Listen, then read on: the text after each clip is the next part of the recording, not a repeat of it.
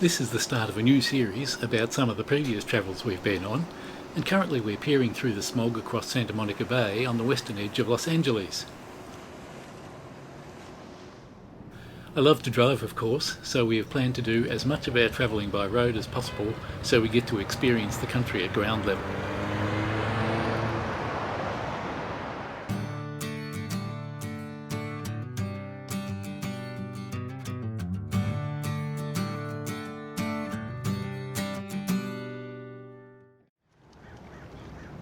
After a pleasant 15-hour flight, we've picked up the SUV and headed out of Los Angeles as fast as the navigation system would permit, as it took our navman a little time to adjust using the maps for North America. We have stopped in Santa Barbara to take in a little of the scenery and to stretch our legs. I also grab a power nap, as the difference in time zones means that we had a very early start, at least according to my body clock. It's a pretty spot with many waterbirds gathering around the mouth of a small creek. The wharf nearby is called Steam's Wharf, and the cruise liner anchored just offshore is the Sapphire Princess.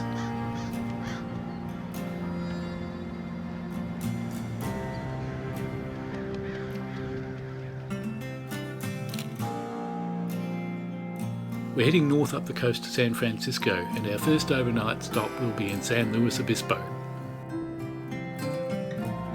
This morning we headed up the Highway 1, which follows the coast all the way north to take in the views of the rugged Pacific coastline. Our first stop is at San Geronimo Pullout, which gives us good views back towards the town of Morro and Pillar Rock.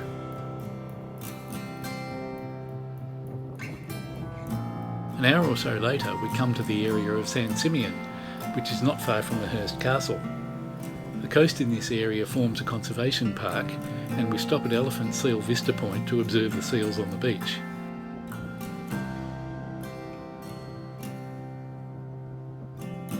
I have to say that they seem to be having a pretty good holiday as well.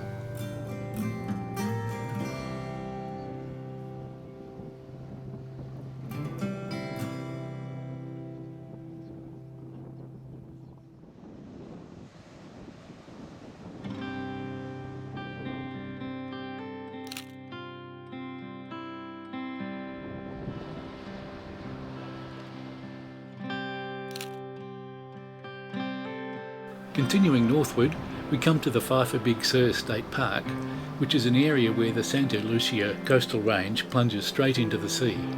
The road provides magnificent views as it winds along a precipice cut into the rugged coastline.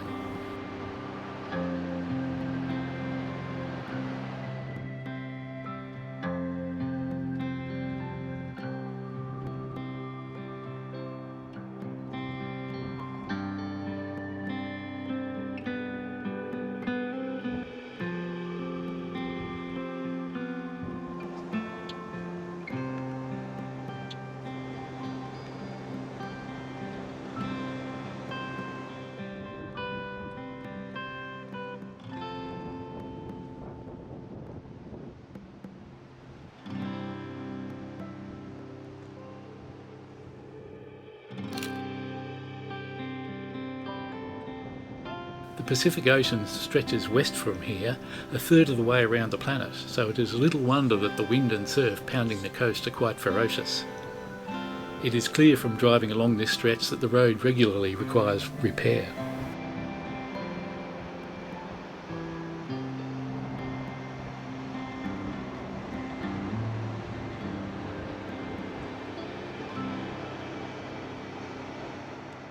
This stretch of the highway is a famous tourist attraction, which I became aware of when I saw a write-up for the Big Sur Marathon in Runner's World many years ago. The Big Creek Bridge is one of the famous features of the highway.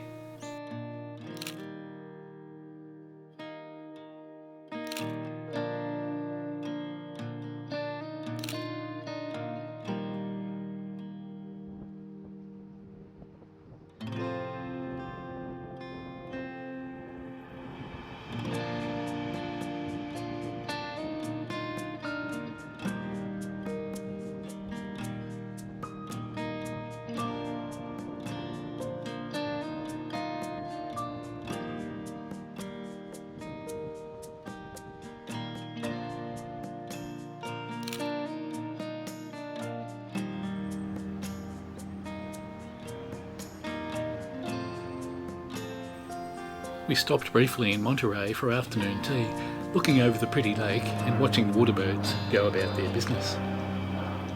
It is interesting to note how different the colours and markings are on the relatives of some of the birds we have in the southern hemisphere.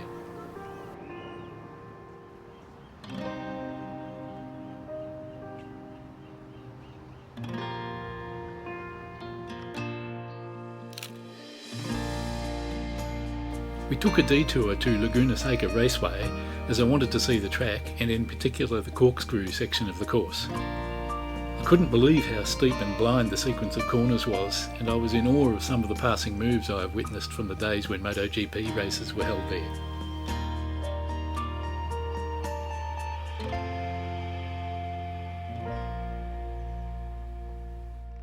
We missed all of the action, but there was evidently a Mercedes AMG Drive Day held there earlier. We did manage a sneak peek at a nice convertible at the top of the course though. Tonight's stop is at Santa Cruz before we reach San Francisco tomorrow. Santa Cruz Beach is dominated by the Boardwalk Amusement Park, which was founded in 1907 and is the oldest surviving amusement park in California. Unfortunately, everything is closed at the moment as I guess we are too early in the day. We have a quick look around before heading north again.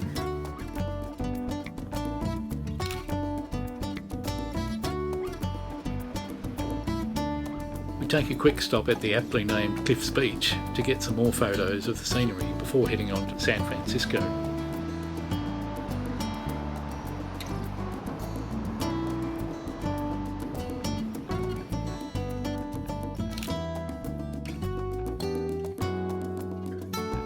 After a relatively short drive to finish our trip along the coast, we have arrived in San Francisco too early to check into our hotel, so we decide to head back out onto the roads and get a good look at the Golden Gate Bridge. There are many lookouts, so this will fill in some time as we get to all the viewing points we can find.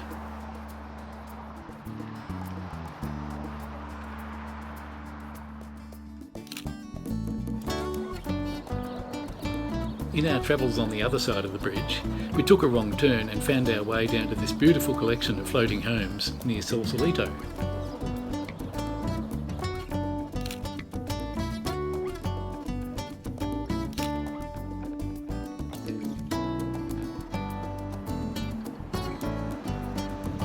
Next we headed over to the Marin Headlands so that we could take some more photos of the bridge with ourselves in them, of course.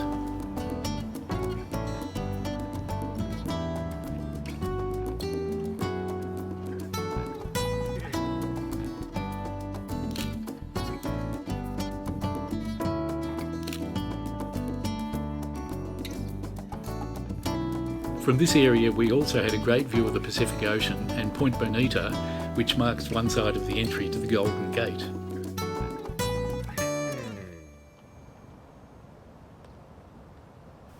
We were told that the sea fogs are a regular feature of the area and frequently cloud the views across the bay. Back on the city side of the bridge, we travelled to the Golden Gate Bridge Welcome Centre for more photos and a walk across some of the bridge, which enabled us to appreciate its impressive engineering and more of the fabulous views.